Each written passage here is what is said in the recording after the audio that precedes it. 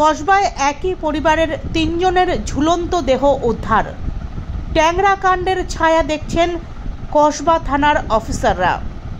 গত ফেব্রুয়ারি মাসে ট্যাংরার অতুল সুর রোডের বাড়ি থেকে দে পরিবারের 2 বধূ এবং এক কিশোরীর দেহ উদ্ধার হয়েছিল।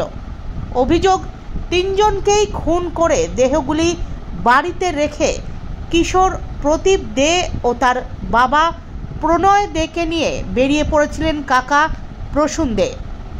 ভোররাতে ইএম বাইপাস সংলগ্ন অভিষিক্তার কাছে তাদের গাড়ি দুর্ঘটনার কবলে পড়ে এবং এই দুর্ঘটনায় 3 জনই গুরুতর জখম হন। এরপর এনআরএস হাসপাতালে দীর্ঘদিন থাকার পর সুস্থ হয়ে ওঠেন প্রসূন, প্রণয় ও প্রতীক। খুনের অভিযোগে গ্রেফতার হন 2 ভাই প্রসূন ও প্রণয়। বর্তমানে হোমে রয়েছেন কিশোর প্রতীক। গত মার্চ মাসে কসবাতেই 2.5 বছরের শিশু পুত্রকে খুন করে আত্মঘাতী হয়েছিলেন সোমনাথ রায় এবং তার স্ত্রী সুমিত্রা রায়। সুমিত্রার পরিবারের দাবি ছিল সম্পত্তি নিয়ে বিবাদের জেরে দুজনে আত্মঘাতী হয়েছেন।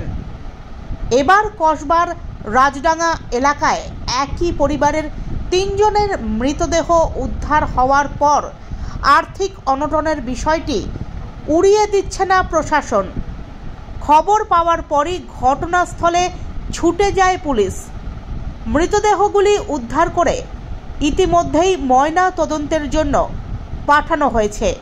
এই ঘটনায় আজ রাত 8টা নাগাদ ওই এলাকা জুড়ে তীব্র চাঞ্চল্যের সৃষ্টি হয়।